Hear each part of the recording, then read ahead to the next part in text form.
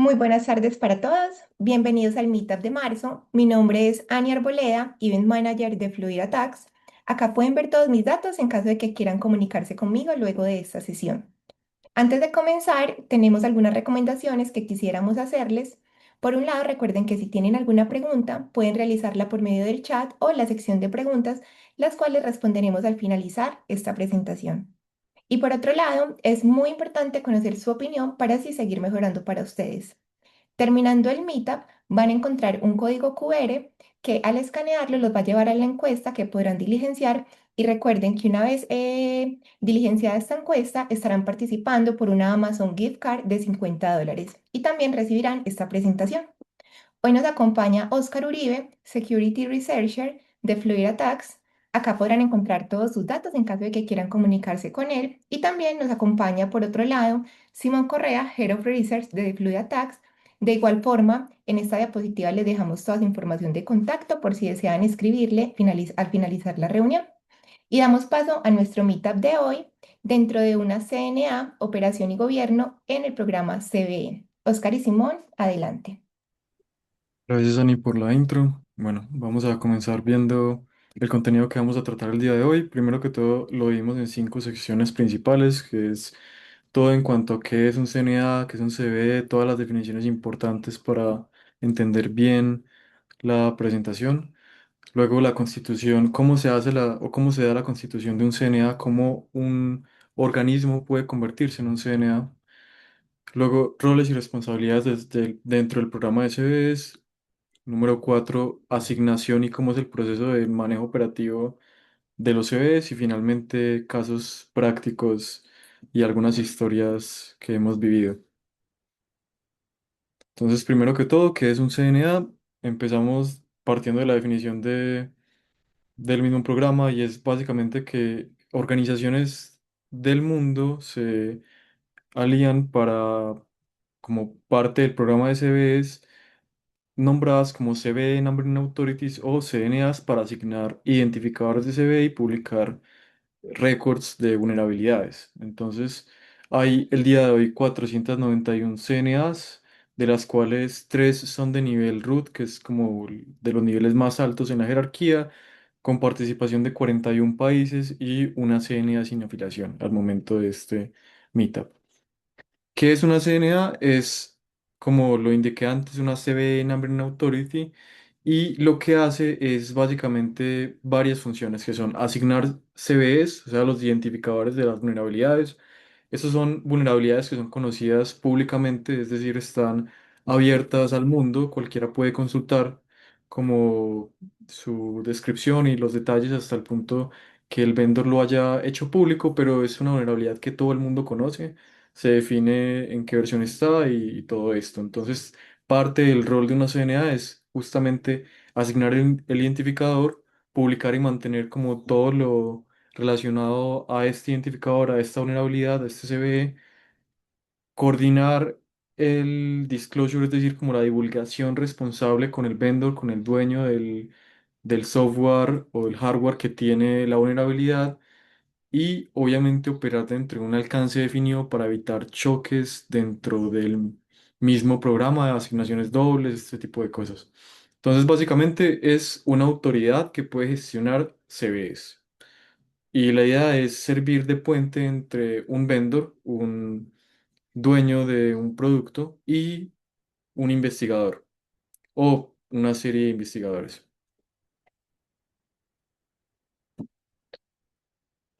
El programa tiene como varios beneficios, en cierto modo, costos y requisitos. Y en cuanto a beneficios, básicamente es como no hay beneficio monetario, es justamente demostrar que eres una entidad con madurez para gestionar vulnerabilidades, que puedes comunicar valor y tanto, vamos a ver en la jerarquía, por ejemplo, Mitre, el mismo programa de SBS o NIS reconocen que tu forma de gestionar las vulnerabilidades aporta valor.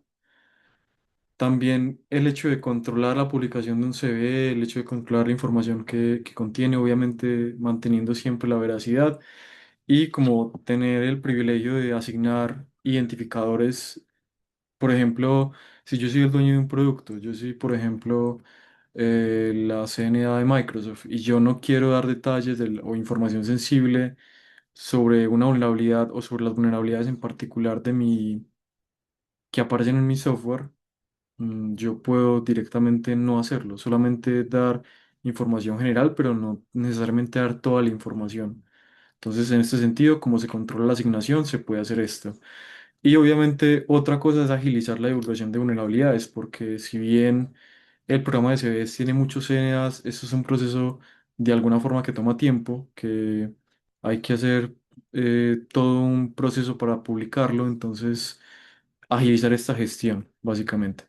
Costos, no incluye costos, digamos que todo va de acuerdo a la misma organización, así como no hay una recompensa monetaria por ser un CNA o por publicar CVs, tampoco hay un costo por serlo y es como que todos los recursos que involucren en manejar esto van de cuenta de cada organización. Entonces es como una labor a la comunidad realmente.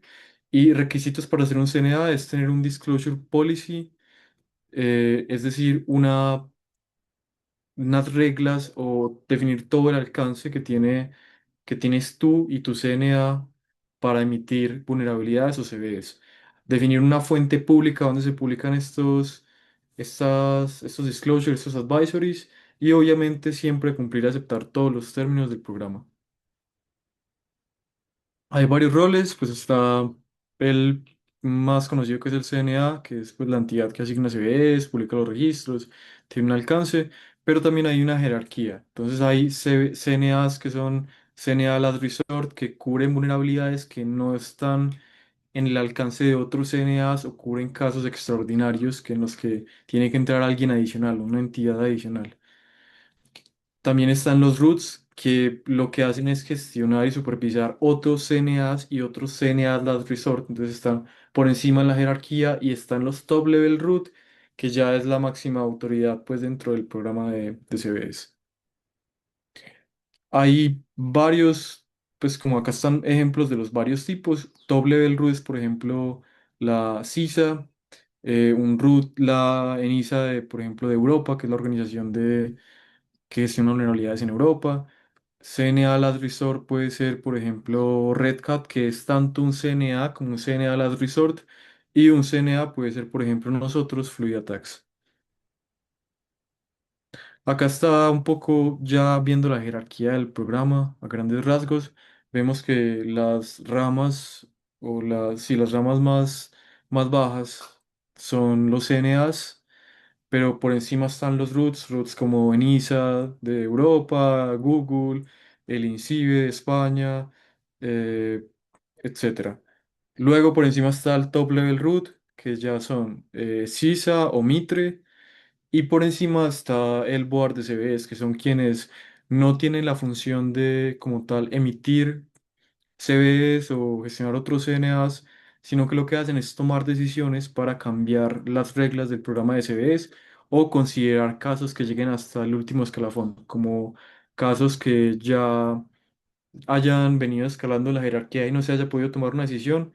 El CVE Board también puede de alguna forma, con el acompañamiento del secretariat, tomar este tipo de decisiones. Y el secretario en general lo que hace es que acompaña a los CNAs cuando se tienen dudas, cuando se quieren hacer procedimientos administrativos o cualquier cosa en cuanto a la parte burocrática, acompaña el secretario, que también forma parte o termina siendo también Mitre. Y el ADP, que se me olvidaba, es básicamente una entidad que está por acá a la izquierda, una entidad que puede enriquecer los CVEs, entonces se encarga de, entre sus varias funciones, se puede añadir más información a las vulnerabilidades que otros CNA ya han publicado. Hay varios tipos de CNAs como tal. Un CNA puede ser de uno o de varios tipos, entre los que están acá. Un vendor, por ejemplo, es decir, que puede emitir vulnerabilidades sobre los productos y servicios de los cuales es dueño, que maneja.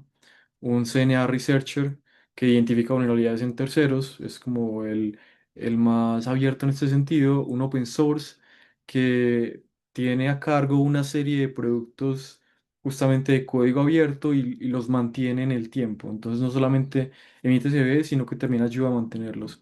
Un CERT, que es un equipo de respuesta a incidentes, un proveedor de servicios en la nube, por ejemplo, AWS, un programa o sí, un programa de bug bounty, por ejemplo, HackerOne es justamente un CNA también. Pueden decir cuándo corresponde emitir un CVE sobre una de las vulnerabilidades dentro de su alcance, y un consortium que ya es como un proyecto colaborativo que es un poco más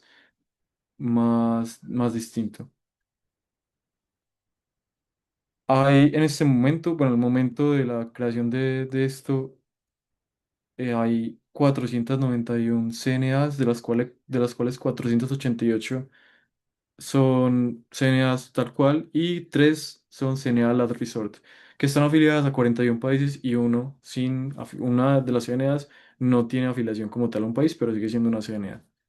Para desglosarlo un poco, entonces acá lo vemos, hay muchísimas, pero muchísimas CNAs en Norteamérica.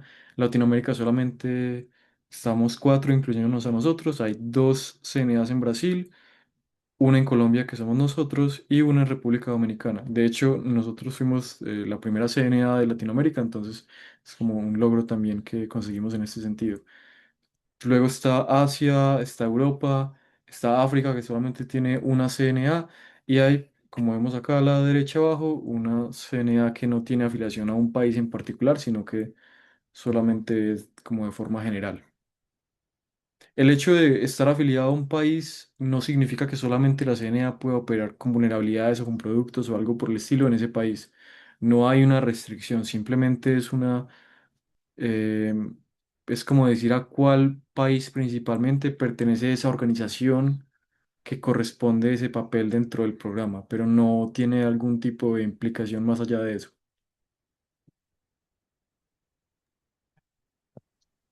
Acá continuando con la explicación y como para tener más claro todo el panorama y tantos términos que empiezan a aparecer, vamos a explicar acá la diferencia entre, por ejemplo, quién es Mitre, que ya se ha mencionado varias veces, el C.org, que es como uno cuando encuentra un CV muchas veces termina siendo redireccionado a esta plataforma, entonces entender también qué es, y las mismas ENEAs que ya ha mencionado Simón durante la charla. Entonces, lo primero es que Mitre es esa organización que se encarga de operar el programa SBS. ¿Qué hace Mitre? Ella como tal define cuáles son las reglas, los procesos, los estándares. Cuando alguien se quiere volver a una CNA, se tiene que, digamos, tiene que regirse por todos esos criterios que está definiendo Mitre. Y algo importante acá, interesante también, que ya veremos más adelante, es que Mitre es financiada por el Department de Homeland Security y CISA. Entonces ya eso vemos que, digamos, los que de pronto recuerdan hace un par de años hubo una noticia interesante y que ya igual hablaremos también sobre eso. Ya como tal, CB.org, digamos, es la plataforma oficial del programa. Esta es operada por Mitre, digamos, y también las ENEAS cuando digamos, cuando publican sus CVs, ahí es donde va a quedar toda la información. Entonces, como tal, cv.org es ese portal, es esa plataforma donde ya se ingresan todos los datos de las vulnerabilidades que se van ingresando. Y las ENEAS, pues, como ya se ha mencionado, pues son las Numbering Authorities, que son todas esas organizaciones autorizadas por Mitre. Para yo poder volverme una CNA, tengo que tener en algún punto esa autorización de Mitre que me legitimiza como CNA y que me va a permitir poder emitir CVs, IDs, cuando alguien me reporta o uno mismo encuentra una vulnerabilidad. Y también algo que sucede acá es que no es solo generar un CVID y ya. La idea es que esos registros se puedan mantener, tratar de apoyar y aportar a la comunidad teniendo esos registros, digamos, actualizados. ¿Con qué? Con información de parches, con información de versiones vulnerables y otra serie de valores que cuando, digamos, uno está llenando el registro para emitir un CVE, hay unos que inicialmente no se conocen, pero la idea es mantener eso nutrido. Las CNAs van a operar dentro de un scope. Cuando uno se quiere volver una CNA, algo de lo que se tiene que definir antes de enviar incluso la solicitud, es decir, cuál va a ser mi scope. Ese scope dice dónde puedo operar, sobre en qué productos voy a poder emitir CVs. ¿Por qué esto es tan importante? Porque todo el ecosistema de CVs se basa en que las CNAs no entren en conflicto entre ellas. Dice una norma que si una CNA, que si dos CNAs van a emitir un mismo CV, alguna de las dos está por fuera de scope. Entonces, es como importante, digamos, ese tema del scope. Y también, pues, los vuelve responsables de que esos CVs que se van a estar emitiendo tengan calidad y veracidad, que la información que esté ahí esté correcta. No es como que uno emite un CV y eso ya no se puede cambiar, ¿no? Eso puede, digamos, se puede llegar a modificar, pero la idea es que la información que esté ahí sea verídica. Bueno, como les mencioné anteriormente, pues algunos recordarán que en el año 2025 hubo un problema y se generó mucho ruido al respecto porque el gobierno de los Estados Unidos dejó expirar un contrato de financiación a Mitre. Entonces, Mitre, como ya vimos, es la organización que opera el programa de SBS y se le retiraron los fondos. Entonces, como digamos, cuando surgió esto de que el gobierno de Estados Unidos retiró los fondos, digamos, nos dimos cuenta que había un problema acá y es que esto lo que está buscando es contribuir a todo el ecosistema de vendors, de desarrolladores, etcétera. Y que esto no podía depender solamente como de la financiación de un estado. Entonces, gracias a esto, pues salen como otras iniciativas alternas que buscaban quitar esa dependencia del Estado. Digamos acá también, digamos, esto no llegó a mayores porque justo ahí en último momento otra organización, que fue la CISA, aportó dinero para que, digamos, no, esto pudiera seguir operando. Pero incluso por eso es que en la diapositiva anterior encontrábamos que Mitre es fundado por tanto CISA como el Homeland Security. Pero, digamos, como dice este artículo, pues lo pueden mirar, ya el daño estaba hecho. Y por eso nacen como estas alternativas. Lo primero es la CB Foundation, que es una iniciativa que fue creada por los mismos miembros del CB Board. Como explicó ahorita Simón, pues el board del CB son los que están por encima de todas las CNEAs y los que ayudan con esas como tomas de decisiones y la dirección pues del programa. Ellos buscaron crear una fundación que esta vez no sea solamente no tenga solo dependencia gubernamental, que haya otras formas de financiación. Aparte de esto, también se tiene los Global CS Allocation System. Esto es creado por Circle, que es un CIR de Luxemburgo, Computer Incident Response Center de Luxemburgo, y ya entra a existir un nuevo término que son los GNAs. Los GNAs son digamos, es otra forma de emitir CVs, pero busca ser descentralizada. Acá, como que todo no tiene que pasar por Mitre, sino que uno, si ya es CNA, incluso pues nosotros en Fluid ya enviamos una postulación para hacer GNA. Todavía estamos como definiendo algunos temas de procesos internos, pero pues ya si uno es GNA, fácilmente puede llegar a convertirse en una GNA. Y eso ya permite que sea una forma descentralizada. ¿Por qué? Porque cuando uno emite un CV, este tiene un ID, entonces tiene ese formato de CV, el año y un identificador, pero las GNAs meten otro, digamos, otro ítem a la ecuación que va a ser el identificador de esa GNA. Entonces eso permite saber cuál fue la GNA que emitió ese ID. Y eso permite hacer las cosas de una forma más descentralizada. Y otra opción, digamos, otra que salió acá, es la European Union Vulnerability Database, que esta fue generada por la ENISA. Entonces también es como una base de datos donde se quieren reportar vulnerabilidades que se han encontrado sobre diferentes otros. Entonces esas son como tres alternativas que nacen de este problema que existió en el 2025 con Mitre, con la CISA y con el gobierno de Estados Unidos. Bueno. Ahora vamos a hablar de cómo es el proceso para constituir una CNA. Como mencionamos, cualquiera puede llegar a ser una CNA, no es como que hayan no es como que haya que pagar o haya que pasar por digamos, un proceso muy complicado, pero sí hay que seguir una serie de pasos y hay que seguir unos requisitos para poder volverse una CNA. Incluso si ustedes van y hacen una consulta, van a encontrar que no solo empresas son CNAs, también hay individuos, hay personas que, digamos, cumplieron este proceso y pueden volverse una CNA.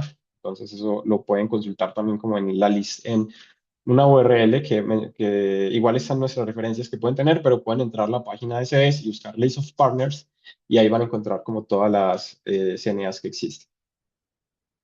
Entonces, tenemos esta serie de 5 pasos donde lo primero es desde la misma página de cd.org, ustedes van a encontrar un lugar donde se puede hacer un contacto. Entonces yo les puedo decir, bueno, yo quiero volverme una CNA. Entonces uno puede enviar acá information sobre el programa, poner un correo y esto va a ser ese primer contacto inicial que se va a tener con Mitre para decir, bueno, yo soy una institución, yo quiero volverme una CNA.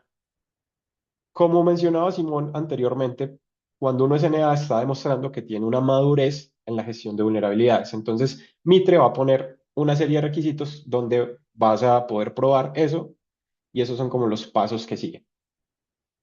Bueno, una vez ahí se da ese contacto, ellos van a empezar a, digamos, Mitre te va a responder y te va a empezar a solicitar cierta información para poder como empezar a mapear o a identificar esa CNA, dónde puede ser o información, digamos, sobre ella.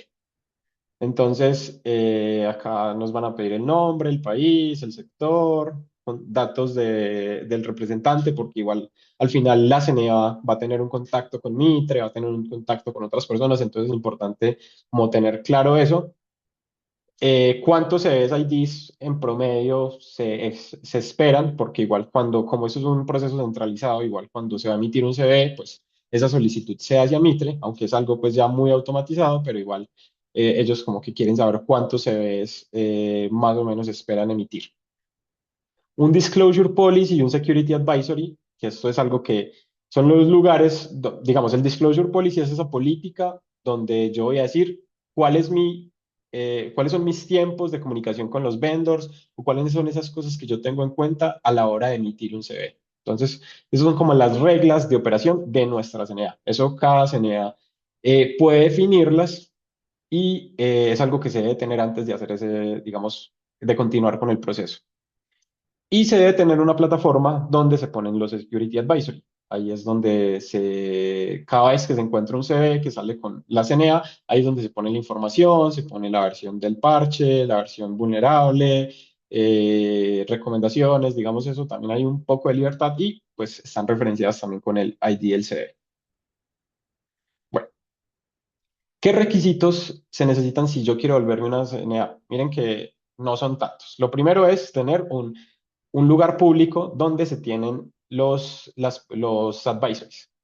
Recuerden que sí, estos son los públicos, estos son los que ya han salido, pero igual, pues internamente la CNA, cuando llega un reporte, todo va a ser privado hasta que pase por esa política de disclosure responsable. Esos son solo esos CVs que ya, digamos, o cumplieron plazo o hubo un contacto con el vendor y ya la vulnerabilidad fue solucionada y acá es donde se van a publicar. Bueno, entonces eso frente a la fuente de disclosures y también tiene que tener el disclosure policy con las políticas que ya les he mencionado. Y el tercer paso es estar de acuerdo con los términos de uso del programa de CV.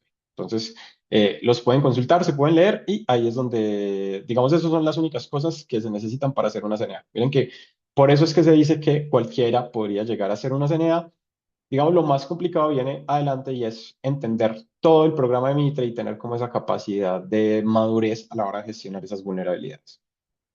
Luego vienen las root y los top level que, digamos, acá sí se necesitan más requisitos para volverlo porque como saben, pues, y como lo mencionó ahorita Simón en la jerarquía, esas están por encima de las CNAs normales y tienen más criterio, tienen más valor en la toma de decisiones. Entonces, digamos, acá hay unos requisitos más fuertes en el caso de que uno quiera volverse alguna de estas.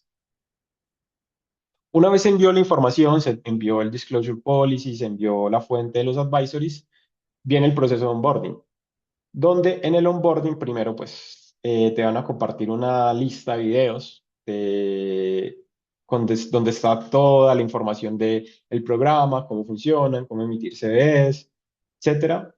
Va a haber una sesión introductoria donde también se va a tener una reunión con un representante del programa y te va a explicar como más a detalle todas las cosas y también van a poner unos ejemplos prácticos. ¿Por qué? Porque ellos quieren garantizar que las personas que son CNAs, las organizaciones que son CNAs, tengan ese buen manejo. Entonces te van a poner los ejemplos de, está este CV o te llegó esto, ¿cómo sería ese reporte? Entonces ellos también van a medirte de una forma práctica para lograr ver que estás en calidad de ser una CNA.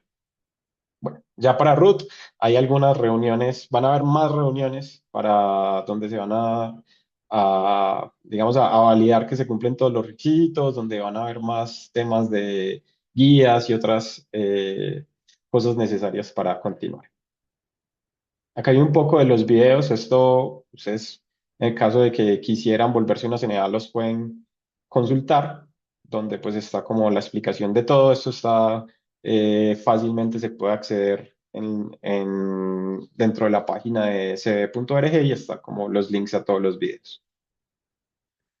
Ya una vez se pasó por el proceso de onboarding, se cumplieron los requisitos, la organización se va a añadir a este List of Partners, que esto ya anuncia que la CNA hace parte del programa de CBS. Incluso pues también hay una lista de correos donde cada vez que hay una CNA nueva, se le anuncia a todas las CNAs que hay un nuevo integrante. Entonces en este caso pues acá podemos ver cuál es, digamos, la CNA, en este caso somos Fluid Tax. ¿Cuál es el scope? Que ese scope, por eso es que hay que definirlo para no entrar en conflicto con otras. Entonces, en nuestro caso, el scope van a ser vulnerabilidades en software de terceros que fueron reportadas o descubiertas por Fluid Attacks, que no están en el scope de otra CNA. Esto es muy común verlo porque como hay CNAs que tienen unos scopes más específicos, entonces lo primero que tenemos que garantizar es que no entremos en el scope de otra CNA.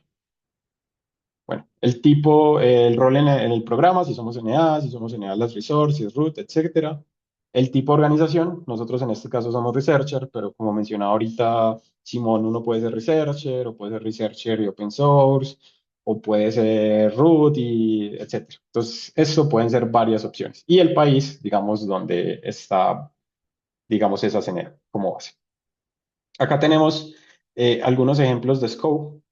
Entonces, como tal, nosotros somos CNA Researcher, pero miren que también hay vendors.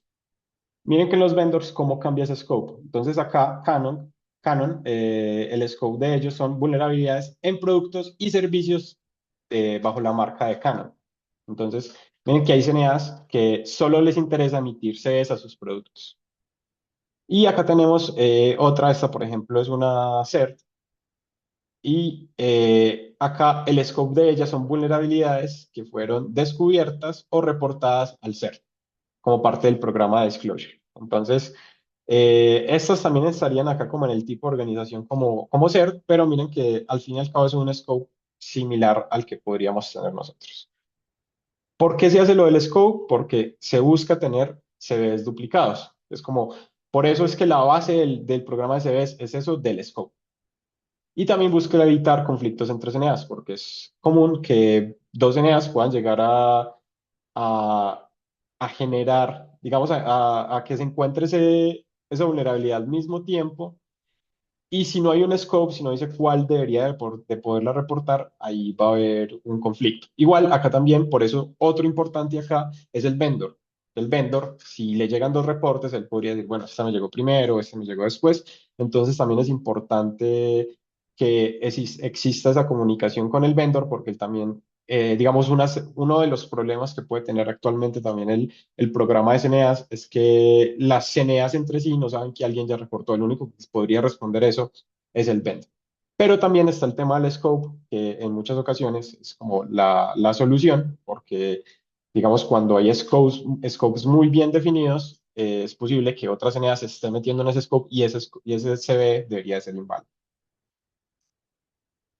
Frente al tema de administración, entonces, se debe tener un punto de contacto, que es como sea la comunicación entre Mitre y la CNA. Y también, digamos, acá hay dos, contacto público, que si alguien quiere escribirle a esa CNA, sea porque encontró algo, sea porque tiene alguna duda, y también un contacto administrativo que se sí va a hacer directamente entre Mitre y la CNA. También las CNAs están obligadas a cumplir unos tiempos de respuesta, entonces es importante si que cuando se definen esos tiempos de respuesta a las solicitudes, entonces se debe garantizar que siempre se responde dentro de ese rango. Porque también hay algunas reglas que impone Mitre, que cuando esos tiempos de respuesta se empiezan a violar en varias ocasiones, incluso puede ser retirado el estatus de CNE. Entonces, bueno, está un poco sobre cómo funciona el punto administrativo, los tiempos de respuesta que más mencioné, y todo esto ustedes lo pueden consultar en las reglas que impone Mitre, que es algo que también es como nuestra Biblia. Siempre que estamos, que queremos operar dentro del programa, que queremos emitir un CV, es bueno tener muy claro todas las reglas que definió Mitre, incluso eso está pues también en los acuerdos de servicio. Listo. Para continuar entonces con roles y responsabilidades, vemos que, pues, responsabilidades ya lo he venido mencionando. De hecho, es como validar que los reportes que se reciben por parte del investigador o de la persona externa sea realmente elegible para hacer un CV, que cumpla con todas las reglas del programa, que sea una vulnerabilidad válida, verificar que esté dentro del scope de tu CNA como tal, o sea, que no entre en el alcance de otra CNA diferente, por ejemplo, que realmente el producto al que se está reportando está dentro del alcance de una CNA vendor, que es algo que puede pasar mucho. Entonces, verificar ese tipo de casos que no ocurra. Si todo se cumple, si es un reporte válido, si realmente está dentro de tu alcance como CNA, se puede asignar un IDSB. Esto, digamos que depende del CNA como tal, no hay un orden estricto definido, se puede definir el CV antes o después de hablar con el vendor, pero se asigna el CV y se debe mantener como el récord del CV, que es toda la información que va a quedar de cara al mundo y de cara a todo el programa de CVs y a todos los involucrados que se nutren de este programa. Obviamente es necesario antes de, es muy importante el orden, antes de publicar el CVE, o sea, se puede reservar, un CVE se crea o se reserva, es la palabra correcta, y luego se publica, pero la publicación solamente se hace después de tener el disclosure responsable con el vendor, o sea, de coordinar esa divulgación responsable, de decir, mira, tienes esta vulnerabilidad en este software, ocurre de tal manera, llegar a un acuerdo y después de esto ya sí se puede hacer como la publicación del CV que ya queda disponible para todo el mundo. Obviamente, otra responsabilidad es garantizar la calidad del cumplimiento de las reglas de los CNA siempre. Por parte de los investigadores que reportan las vulnerabilidades, pues es justamente como proveer toda la información técnica suficiente, el impacto, una descripción y todo, para que el CNA pueda validar que eso es una vulnerabilidad válida. Entonces, es proveer toda la información que sea necesaria y que se pida después en cualquier momento para corroborar este tipo de cosas. Obviamente, colaborar durante la validación de tanto de la vulnerabilidad como del fix, como de que ya se haya remediado la vulnerabilidad, colaborar en este proceso y respetar las prácticas de disclosure responsable. Es decir, no salir a decir que encontró una vulnerabilidad que está a punto de volverse CVE y dar la descripción. No, eso no es un disclosure responsable, mantener como esta privacidad hasta que se llega a un acuerdo o se decide o ya la CNA considera que se puede publicar. Y por parte del vendor, que es la entidad que es dueña del producto afectado por la vulnerabilidad, es confirmar que la vulnerabilidad es una vulnerabilidad, evaluar si el impacto y las versiones afectadas son correctas o si hay unas más versiones afectadas o menos versiones afectadas, solucionar la vulnerabilidad.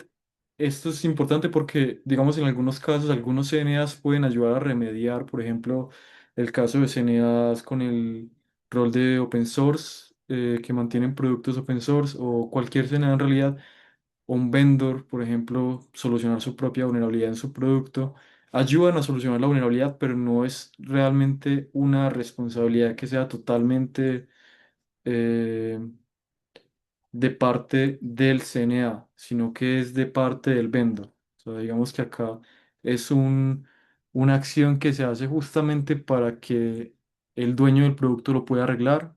Entonces se le puede ayudar a arreglarlo, decirle, darle recomendaciones, pero no necesariamente hay que arreglarlo por él. Es algo que decide cada CNA y que se puede manejar. Y otra cosa como de responsabilidad de los vendors es obviamente llegar a un acuerdo en cuanto a los tiempos de cuándo se va a publicar ese CVE y proveer como la información que el CNA requiera o le haga falta para la publicación o para la actualización. Ahora, en cuanto a la asignación de CVEs y cómo se da pues este manejo operativo, entonces vemos que lo primero es obviamente recibirlo. Entonces nosotros FluidAtax como CNA, recibimos por parte del investigador un contacto. Nosotros en nuestro caso lo recibimos a través de un formulario. Entonces ahí se detallan todas toda la información que necesitamos para poder llevar a cabo el manejo del CVE. Nosotros en particular no aceptamos como software que sea hecho para procesos o prácticas académicas, por ejemplo, que un estudiante en su proceso universitario o en cualquier institución haya desarrollado un software y luego le encuentre una vulnerabilidad a este software, eso no lo aceptamos como CVEs, tampoco que haga parte de un programa de bug bounty o que reciba, pues que esté dentro del alcance de otra CNA. Otra cosa que también hablamos es como la madurez del proyecto, porque pues no tiene sentido que alguien, más o menos como lo mencioné antes, cree un proyecto y no se lo publique en GitHub y le pida ayuda a unas cuantas personas para tener estrellas y luego simplemente quiera buscar o sacar su propio CV de su propio proyecto. No tiene mucho sentido, entonces por eso también evaluamos la madurez del proyecto para verificar si aceptamos o no aceptamos la recepción como candidato para CV. Obviamente, esto es algo tema de nosotros, pero preferimos que el primer contacto con el vendor sea de parte nuestra. Siempre vamos a copiar al investigador y siempre va a estar enterado de todo lo que ocurre en cuanto a su vulnerabilidad en comunicación con el vendor, pero nosotros preferimos encargarnos justamente de esta burocracia que es parte también del rol que tenemos como CNA. Y tenemos como la potestad de decidir aceptar o rechazar ese candidato a CV. Simplemente si se rechaza, se dice como nosotros por estas razones no lo aceptamos, pero puedes dirigirte a otra CNA que puede que sí lo haga. Estos son en particular como nuestros requerimientos, que es justo como lo detallé antes, ya más explicado. Esto aparece en nuestro formulario. Más adelante, de hecho, les vamos a compartir este formulario, pero es a grandes rasgos como el que sea un proyecto open source o que por lo menos tenga pues que sea accesible públicamente o que por lo menos tenga una versión gratuita o una demo para poder probarlo, que no estén programas de Ubuntu activos, que no sea software académico o pues hecho para propósitos académicos más bien.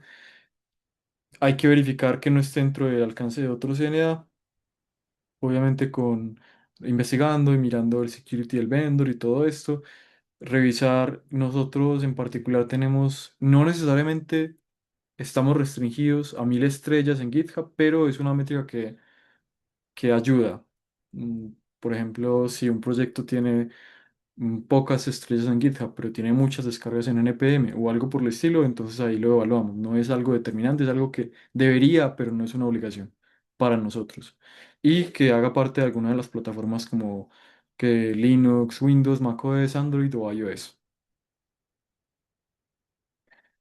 Luego entonces de que nosotros confirmamos que si es una vulnerabilidad, que cumple con las reglas, que es elegible, revisamos el security policy del mismo vendor, porque los vendors también tienen un security, y ahora lo que hacemos es reservar el ID del CV.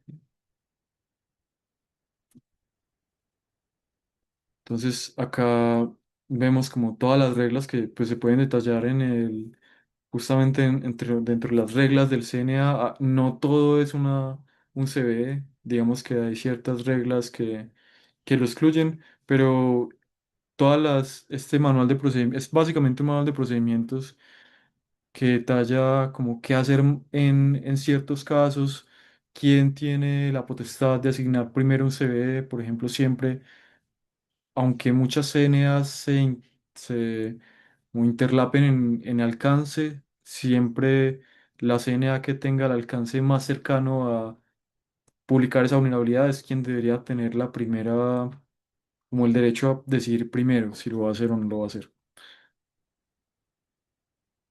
Entonces, luego ya de que se reserva el CV, hacemos el contacto, pues obviamente habiendo documentado la vulnerabilidad en un advisory privado al que solamente puede acceder el investigador que lo reportó y el vendor con el que vamos a comunicarnos solamente en un canal en el que nos comunicamos directamente con esta entidad y ya pues lo que hacemos es seguir nuestros tiempos del Disclosure Policy.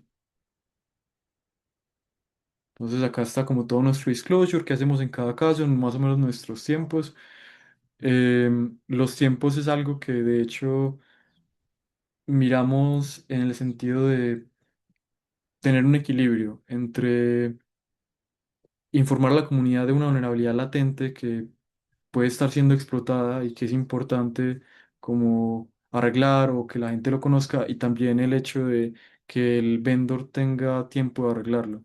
Acá los tiempos para aclararlo y para aclarar como todo el proceso es algo que con que el vendor responda se puede discutir y se puede alargar hasta un recomendado de 90 días, pero si en los casos que el vendor no responde o que deja de responder o que no se llega a un acuerdo en tiempos, ya es cuando se debe publicar porque es también nuestra responsabilidad de informar a la comunidad. Entonces, ¿cómo se publica? Básicamente, primero se hace público en nuestro propio como lista de advisories públicos, entonces se libera la vulnerabilidad, eh, se publica el CVE. Esto, en lo mejor de los casos, se hace justamente cuando ya la vulnerabilidad se aprobó, el vendor lo arregló y se cumplieron o alternativamente se cumplieron ya los plazos definidos en la política del Disclosure Policy.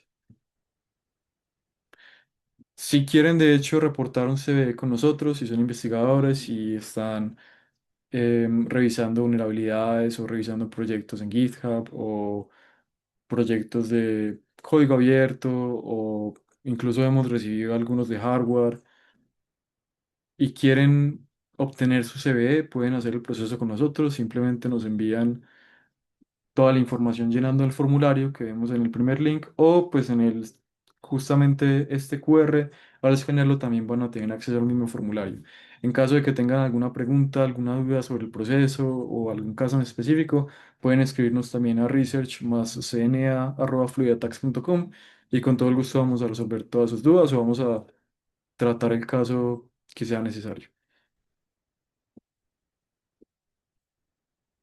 Bueno, ahora como para entender un poco más a profundidad cómo es nuestro proceso, cómo, digamos, ese proceso que acaba de explicar Simón, cómo lo hacemos nosotros, pues vamos a tener acá un caso práctico de una, digamos, de un CV que es reportado de forma hipotética. Entonces, lo primero es, digamos, yo, un investigador, acá de nuevo nosotros, como lo menciona en nuestro scope, recibimos CVs tanto de personas internas de la compañía o también de investigadores externos, digamos, también puede, como nuestro scope lo permite, podemos recibir reportes.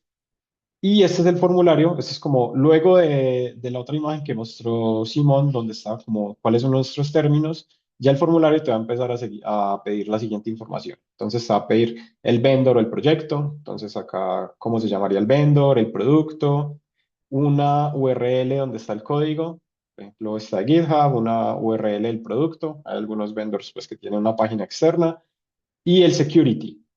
Los security son, es una forma, es un estándar que se empezó a definir de cuál es el proceso para contactar un vendor en caso de que se encuentre una vulnerabilidad.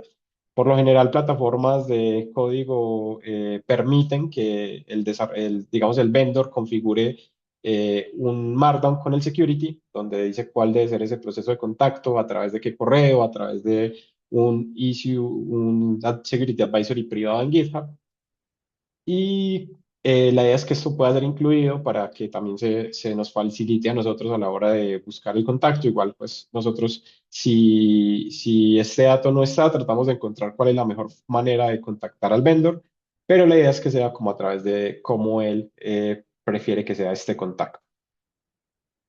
Una vez se nos reporta la vulnerabilidad, nos llega el reporte, este reporte pues incluye evidencia y digamos esto ya nosotros lo manejamos de forma privada y lo protegemos como digamos algo que es algo que no es conocido, entonces lo manejamos con con la confidencialidad necesaria y empezamos a hacer tratamos de hacer una réplica para ver si primero cumple con todos los requisitos para hacer un CVE y segundo para ver que realmente es una vulnerabilidad. Como tratamos de hacer digamos, esto no es como todas las ENEAs lo hacen, pero igual nosotros tratamos de que cuando se hace el triaje se haga también, se trate de replicar esa vulnerabilidad. Entonces, también nos sirve mucho cuando esa evidencia es muy detallada, cuando también se adjunta un video, se adjunta como la serie de pasos o un código de prueba de concepto, porque nosotros, para no ir a contactar al vendor con algunos falsos positivos o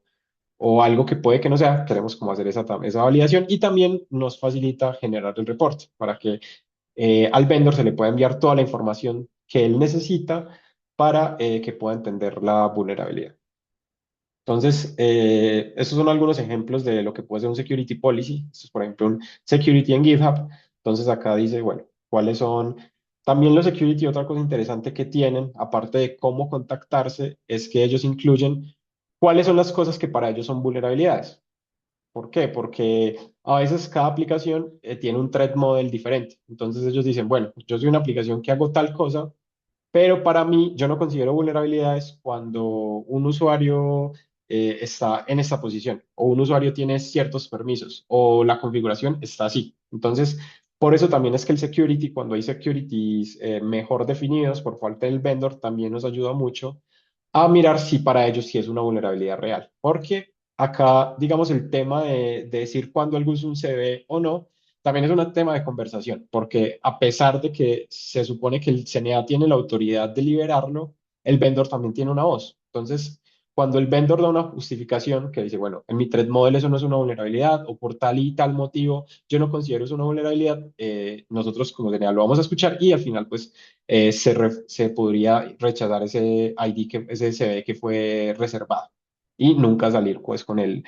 disclosure público. Entonces, ahí como que también es interesante mirar en el security, incluso si ustedes quieren como buscar sus CVs, también denle una mirada al security porque ahí se van a dar cuenta qué cosas son vulnerabilidades y qué cosas no.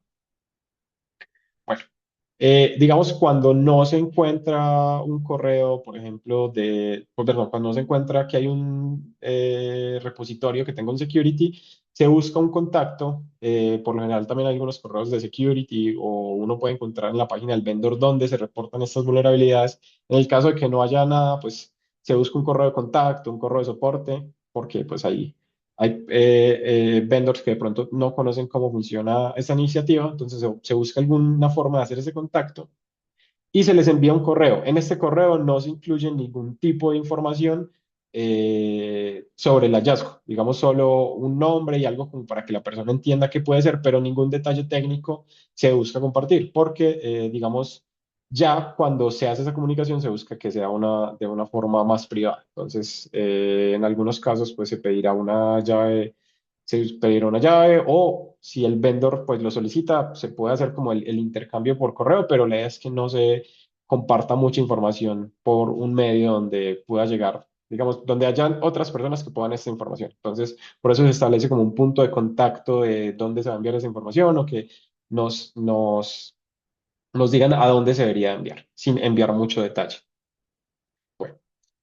El contacto también se puede hacer, algunos proyectos soportan reportar a través de, por ejemplo, GitHub o en GitLab, soportan los Security Advisories, que es una forma, es como una especie de issue, pero este issue solo que queda privado para la persona que lo reporta y el vendor. Entonces, acá es otra forma segura de reportar. Acá se pone toda la información, la vulnerabilidad, la evidencia, y acá solo van a quedar, digamos, solo se puede, el vendor tiene la capacidad de agregar solo las personas que estarían interesadas en este reporte. Nosotros acá, digamos, independiente si se hace un contacto por acá o si hace un contacto por acá, se busca también agregar al investigador, la persona que lo encontró, porque al final nosotros somos como un intermediario, pero no tenemos todos los detalles de la vulnerabilidad. Entonces, en algunas ocasiones, cuando hay dudas, también se trata de involucrar al investigador para que pueda también darnos ese detalle.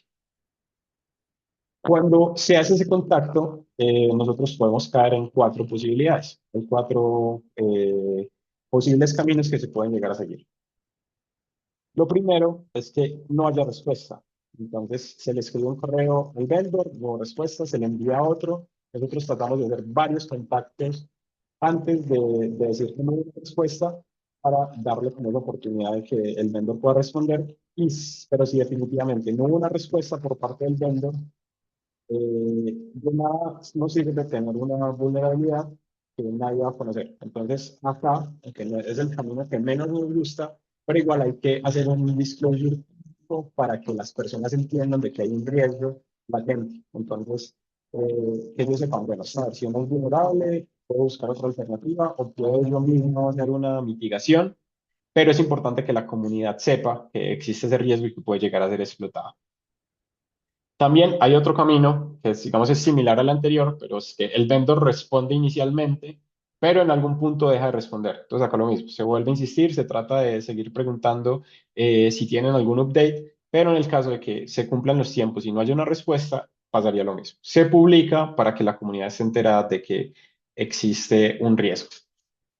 También puede pasar de que el vendor no responda, de que para él no es un CV. Entonces ahí es donde viene lo que miramos anteriormente. Miramos cuáles son los argumentos que él nos da. Si estamos de acuerdo, digamos, le damos la razón, decimos, efectivamente, por tal y tal motivo, eso no es un CV, se le comunica al investigador y el CV que fue, digamos, uno, como mencionaba Simón anteriormente, antes de nosotros hacer la comunicación con el vendor, lo reservamos, pero que se reserve no significa que ese CV va a salir público. Entonces, cuando se reserva, lo que se hace es que se rechaza y esto queda como en una base de datos por trazabilidad. Se sabe que ese CV se reservó, pero nunca va a ser utilizado porque al final no fue una vulnerabilidad por algún motivo. Y el camino que nos gustaría que siempre se pudiera cumplir es que hay un fix. Entonces, este es el mejor de todos y es cuando el vendor nos responde, nos dice, efectivamente, es una vulnerabilidad, nos dice, bueno, ya estoy trabajando en una actualización, incluso a veces nos dice, por favor, me pueden ayudar a probar. Le podemos decir al investigador o nosotros mismos podemos ayudar a probar, miramos que ya no existe la vulnerabilidad y todo eso se acuerda de, bueno, él ya lo tiene parchado, incluso que exista un parche no significa que inmediatamente va a salir el disclosure, con él se negocia y se dice, bueno, ¿cuánto tiempo le vamos a dar también a los usuarios para que actualicen? Y una vez se haya hecho este disclosure de 90 días, digamos en ese periodo recomendado, pues que de 90 días ya saldría la vulnerabilidad de forma pública. Bueno, también entonces en nuestra página de advisories, digamos cuando no hubo ese proceso donde hay un fix, pues se incluye que en la mitigación que no hay un parche disponible actualmente para esa vulnerabilidad para que se entienda que no hay una versión que la corrigió. Pero el caso ideal, digamos acá se vería un timeline de cuando una vulnerabilidad cumplió todo ese proceso de disclosure responsable de una buena forma. Entonces se descubre una vulnerabilidad, se contacta al vendor, el vendor responde, el vendor confirma que existe la vulnerabilidad, se da un tiempo con él, se dice, bueno, tengo ese tiempo, la voy a solucionar. Y luego de que se solucionó, pues acá más adelante vendría pues cuando fue liberada, después de pues haber negociado también ese tiempo con el vendor. Cuando la vulnerabilidad sale pública, mencionamos que tiene que existir un advisory, que el advisory tiene todos los detalles técnicos de la vulnerabilidad. Entonces, así es como se ve en nuestra página. Ustedes pueden visitar fluidattacks/advisories y los va a llevar como a los advisories que tenemos y cada uno se va a ver de este estilo. Va a ver el software, la versión vulnerable, el nombre que se le da, como el nombre de la vulnerabilidad, la persona que lo descubrió. Estos créditos también se dan, pues, digamos, en la misma plataforma de cv.org, donde, digamos, y de todas que van sincronizando a partir de ella, pues quedan también, se le dan los créditos a la persona que la descubrió y un resumen, y ya abajo después de esto se va a encontrar como toda la información técnica. Nosotros dentro de Fluid manejamos una convención interna para los nombres, donde utilizamos o nombres de canciones o nombres de cantantes. Entonces, por eso todos nuestros advisors tienen un nombre. En este caso, pues, es Lilian, y pues uno acá, si le da clic, pues se daría cuenta cuál es el autor o cuál es la canción que se está referenciando. Y esto se le da pues también libertad a la persona que la encuentra para que pueda tener ahí como otra forma de acordarse del CD que encontró. Luego que ya es el advisory público, el siguiente paso es ya hacerlo en cd.org, porque para crear el CD acá dentro de las fuentes, dentro de las referencias, nos pide un advisory público. Entonces, por eso es que se hace como en este orden. Primero el blog y luego el reporte, que este sí es el que se sincroniza, y este sí es el CD oficial, el CD que está referenciado. Haz algo muy similar, una descripción, score de SOS, que sería TO, y acá abajo van a estar pues, los créditos y las referencias también de la vulnerabilidad.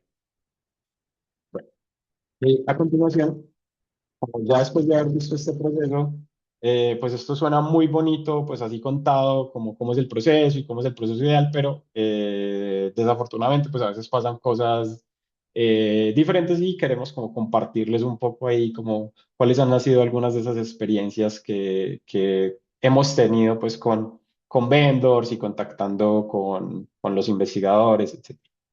Entonces a esta sección le pusimos lo bueno, lo malo y lo feo. Entonces, voy a empezar con lo bueno. Digamos, lo bueno son todos esos CVs que pasan por un proceso, digamos, con el proceso ideal, donde se descubre la vulnerabilidad, se contacta al vendor, el vendor responde, el vendor nos confirma que hay una vulnerabilidad. Y digamos, acá se tiene un ejemplo de una vulnerabilidad que encontró Carlos Bello hace un par de años en Papercut, que es un software para impresiones, y esta es una de las vulnerabilidades que uno podría decir, bueno, se siguió un proceso responsable, como esas que uno dice, se orgullece de cómo se hizo el proceso, porque incluso el vendor nos dice, bueno, ayúdenos a revisar si lo que hicimos quedó bien. Entonces, como que esa comunicación, el vendor se mostró agradecido, con ganas de colaborar. Entonces, son esos casos que uno dice, ojalá todos los procesos puedan ser así. Entonces, digamos, esto es como lo que tendríamos en lo bueno. Lo malo es que a pesar de que, digamos acá, la CNA tiene el criterio de decir que algo es una vulnerabilidad, pero van a haber puntos en que eso va, digamos, el vendor no está de acuerdo, pero nosotros como CNA nos paramos y en nuestra postura de seguridad decimos y defendemos y decimos que estamos de acuerdo con el investigador y decimos esto es un CB. Entonces, en esos casos, pues los CVs pueden entrar en un estado de disputado. Digamos, por ejemplo, acá está esta nota que el vendor no considera que eso fue una vulnerabilidad. Incluso esto se puede llegar a escalar a Mitre o a las CNAs de más arriba para que ellos tomen como una decisión. Digamos, cuando hay disputas tanto entre CNAs como entre CNAs y vendors, el proceso, por eso existe esa jerarquía, se suele escalar para que se pueda llegar a tomar una decisión. Entonces, lo malo que a veces pasa es que se pueden disputar, pero digamos eso no es lo peor. Acá le cedo la palabra. Aquí viene lo feo. Digamos, lo feo es cuando ya el vendor se lo toma de una forma un poco más agresiva. Este es un caso que ocurrió que ya lo que pasó fue que hicimos el contacto con el vendor, el disclosure responsable, se cumplieron los tiempos y el vendor no respondió. De hecho, incluso le dimos más tiempo de lo que teníamos en nuestro disclosure policy y no respondió. Y justamente unos días después de que se publicó, un par de días después de que se publicara el CVE, el vendor respondió, nos respondió de una forma eh, un poco irrespetuosa y dijo que había estado como en vacaciones, que no había podido ver esto y que no estaba de acuerdo. Eh, y luego como que la situación fue escalando, tuvimos una conversación con él, pero no se pudo llegar a un punto y él básicamente llegó al tema de cambiar su propio README para hablar exclusivamente de la situación. O sea, como que no solamente enfrentó el issue correspondiente y pues lo discutimos en el issue y también de forma privada, sino que cambió su propio README de la librería que le corresponde para hablar pues justamente de esto que vemos en la captura de pantalla de la vulnerabilidad. Incluso pues llegó a decir que la vulnerabilidad no era de él, la vulnerabilidad era de Python, era del lenguaje de programación en el que estaba sustentado el proyecto. Y hicimos pues el debido proceso, contactamos a Python, les indicamos el caso y les dijimos que qué opinaban y alguien de Python, un maintainer de Python vino y incluso intervino pues en el hilo para dar su punto de vista, pero pues no se llegó realmente nunca a un consenso con el vendor. Y acá está como todas las referencias a muchas de las cosas que hablamos en la charla. Esperamos que les haya servido. También les recordamos pues el formulario y acá está el formulario para calificar la charla como tal. Ani. Bueno, muchísimas gracias, Oscar y Simón. Vamos a iniciar con nuestra sección de preguntas, pero acá tenemos algunas. La primera es, ¿cuál es la importancia de las CNAs en el ecosistema de CVS? Si quieres, yo arranco. Yo, Bueno, como podemos ver, digamos, este trabajo, todos los días salen un montón de vulnerabilidades que encuentra un investigador, que encuentra que están siendo explotadas por APTs o que se encuentran los mismos equipos internos. Y si una sola organización se encargara de esto, no va a dar abasto. Entonces, digamos, ahí es donde Mitre se da cuenta y dice, bueno, ¿y por qué no permitimos que otras organizaciones que tienen esa capacidad y que demuestran esa madurez en gestión de vulnerabilidades, porque no les permitimos que hagan esto mismo? Entonces, eso es como liberar esa carga que ellos tienen y permite que, digamos, esto se pueda seguir contribuyendo a tanto desarrolladores, tanto investigadores, tanto usuarios finales, de que entiendan cuáles son los riesgos que no están en los productos y cuáles son esas versiones que de pronto ya se han solucionado. Es como ayudar a aliviar un poco esa carga. Perfecto, chicos. Nuestra siguiente pregunta es, ¿cualquiera puede ser una CNA? sí, pues de hecho Oscar lo mencionó justamente en el Meetup. Cualquiera puede ser una CNA, simplemente es cuestión de seguir el proceso, pues una entidad que pueda demostrar como toda la madurez, que haga el proceso con Mitre, que disponga y cumpla con todas las reglas y sea aprobada por el programa de CBS, puede llegar a ser un CNA. Perfecto. Y por aquí tenemos nuestra última pregunta. ¿Qué piensan que se le puede mejorar al ecosistema de CVS? Creo que estoy viendo más preguntas. ¿Qué pienso? No sé, que se le puede mejorar al ecosistema de CVS. Es una muy buena pregunta. Mm, Digamos, ahí como uno de los problemas que yo veo es ese, digamos, incluso ese ejemplo que nos dimos cuenta ahorita, cuando dos CNAs llegan a encontrar la misma vulnerabilidad al mismo tiempo y de pronto el vendor no contesta. Entonces ahí hay un caso donde se puede dar ese tema de duplicado. Y lo otro es, por ejemplo, me gusta esa idea que tienen las GNAs y es como volver esto un tema descentralizado, o que hay independencia de cada una, pero igual la información está compartida y todo, digamos, y también tiene como esa compatibilidad con el sistema de CBS. Sí, sí, sí, sí, totalmente de acuerdo. Entonces, yo creo, pues, justamente también te apoyo en lo que dices y en el tema de tener un mecanismo para poder sincronizarnos entre CNAs, pues, como más, de forma más directa, para saber si alguien ya reservó una vulnerabilidad para un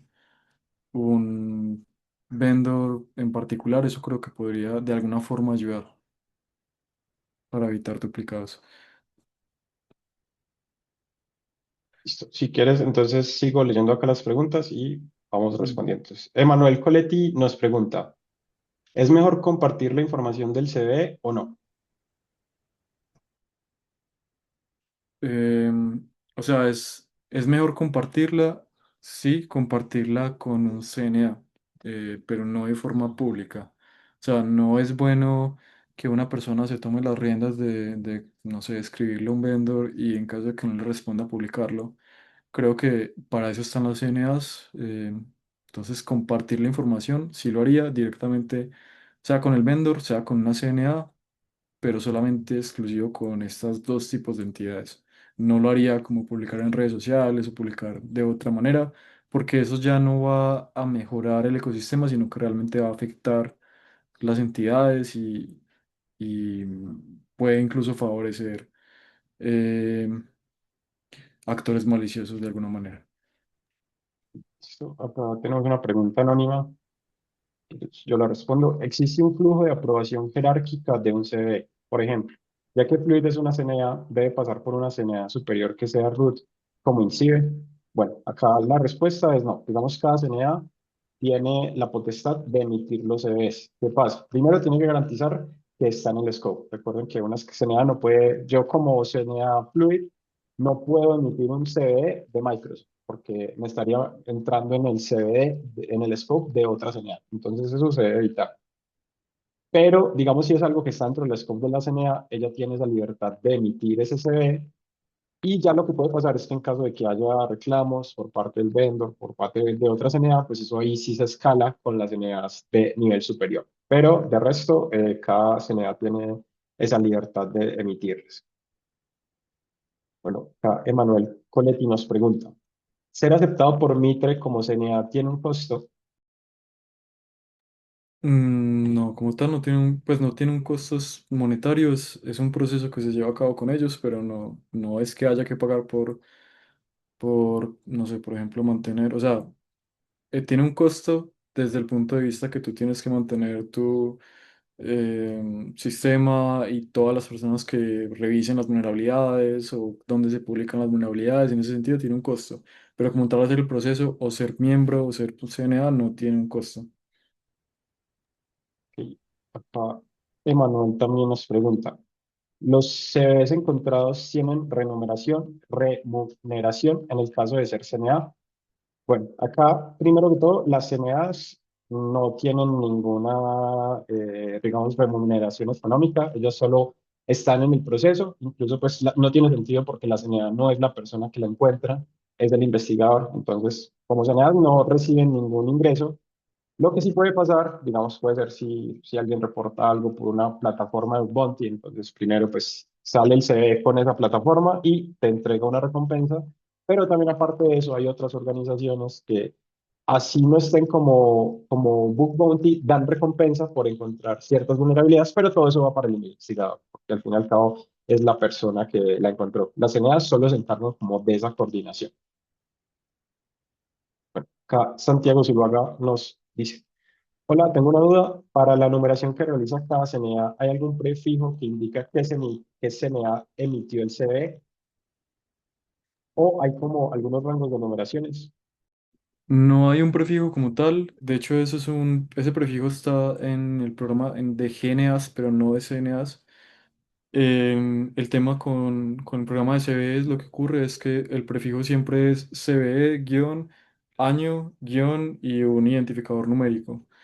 Pero la forma de identificar el CNA es que cuando tú te diriges a la plataforma del programa de CVS, por ejemplo, cv.org, o te diriges a otra, por ejemplo, NIST, ahí el mismo CVE Record, el mismo registro de CVE te dice quién es la CNA, la entidad que emitió ese CVE.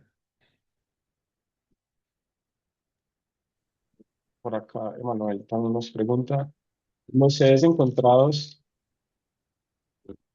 y dirigidos a una CNA como FluidAttack son renumerados en el caso de que uno propio encontró el sede. Bueno, digamos, esta está como relacionada con la pregunta anterior y es, las unidades no reciben ningún ingreso, todo pues depende del vendor si quiere dar una recompensa, pero todo va para el investigador. Y digamos, la CNA solo está como en ese rol de coordinar. Juan Y yo, Valdés, yo creo dale que decir. interpretando, qué pena, Oscar, la pregunta también del otro lado, como el lado del vendor, o sea, si nosotros, por ejemplo, ustedes envían una vulnerabilidad a Fluid Attacks como CNA, no los vamos a remunerar económicamente porque tampoco es un tema de que nosotros los recompensemos. ni otra CNA tampoco los va a recompensar. Lo que de pronto ocurre fue lo que mencionó ahorita Oscar, es que si la CNA es un programa de bug bounty, ahí pues pueden recibir recompensa o simplemente el hecho de que, justamente como lo mencionó Oscar, algunos proyectos de GitHub también dan recompensa, aunque no hagan parte de un programa de CVS, en ese caso les darían recompensa a ustedes como investigadores. Pero una CNA no ofrece recompensa porque alguien le reporte como de forma exitosa un CV, no. Por acá Juan Valdés nos pregunta, ¿no hay riesgo de que los vendors demanden legalmente? Yo creo que ahí lo que, digamos, no ha pasado, pero em, si uno sigue todas las reglas del programa y si uno se hace como el debido procedimiento, la divulgación responsable, como que de alguna forma puede ampararse por las reglas del mismo programa de CVS, en ese sentido, como que en ese caso, pues en el caso de que ocurriera, pues eso sería lo que haríamos, ampararnos bajo las reglas del CNE, somos una entidad autorizada, se hace con fines de ayuda a la comunidad, no recibimos nada monetario por esto, etcétera, etcétera. Entonces, como que riesgo, no sé exactamente si lo hay, pero en caso de que ocurra, pues estamos amparados como por todo el programa y si sea el caso, pues se puede escalar dentro del mismo programa para ver cómo enfrentar el caso. Acá nos pregunta Jairo Alexander, ¿ya reporté una vulnerabilidad al dueño del software como parte de un ejercicio contratado a la empresa en la que trabajo? ¿Podría reportarlo al CNA como independiente? Y digamos, si encuentras una vulnerabilidad, bueno, acá, digamos, hay otra cosa que es bueno considerar y es, esa vulnerabilidad te está afectando también a la empresa donde la encontraste. Y la encontraste como no haciendo una investigación, sino, digamos, durante ese proceso. Entonces, también es bueno como contar con esa autorización, diciendo, bueno, eso es un problema, es algo que afecta a todos, es bueno que la comunidad lo sepa.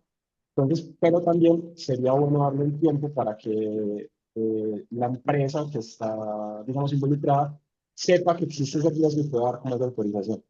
Digamos, para que no vaya a ser que eso después el vendedor no responda o se dé a conocimiento a un público más grande y los termina afectando. Entonces, eso, aún no hay como una regla que lo mencione. Digamos, internamente nosotros sí tenemos una política que si encontramos algo en nuestros clientes, vamos a velar primero por nuestros clientes y también vamos como a buscar de que el cliente esté enterado y que ya haya solucionado o haya puesto alguna mitigación para iniciar el procedimiento.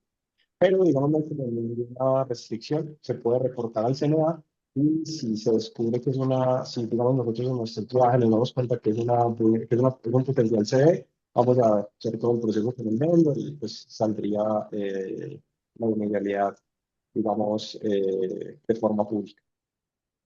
Yo ahí también por añadir a justamente lo que decías, Oscar, es importante tener en cuenta de que se reportan CVEs a proyectos que tengan, que sean públicos, o sea, que tengan, porque la intención del CVE es volverlo público. Entonces, si el proyecto es una empresa privada que no tiene su software público, entonces, en ese caso, digamos, si tú lo quieres reportar como independiente a una CNA, no aplica, porque justamente te van a decir o te vamos a decir.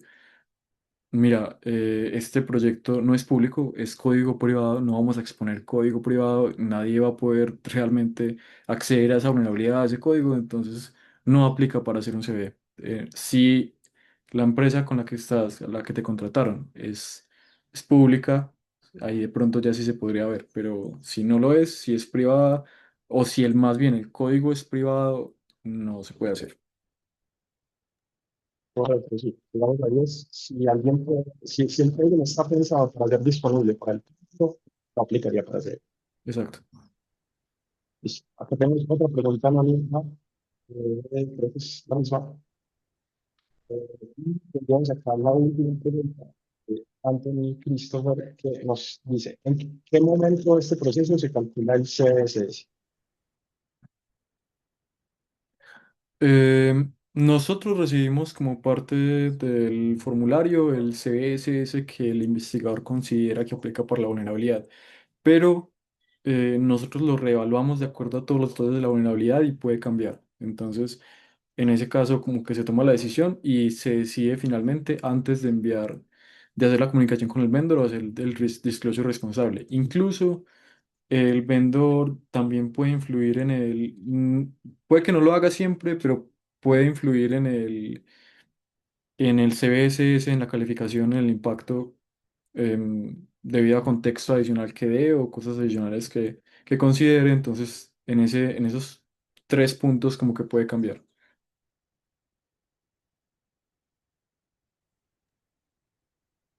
Yo creo que esas serían como todas las preguntas que tenemos. Muchas gracias a todos por acompañarnos. Se toca la palabra a... Hola a todos, buenas tardes. Ani está presentando problemas técnicos, entonces nada, quiero agradecerles a todos los que asisten en este webinar. Recuerden escanear el QR code para que les llegue esta presentación de vuelta y que puedan participar en la gift card de Amazon. Y ya, muchas gracias por acompañarnos y nos vemos en una próxima ocasión.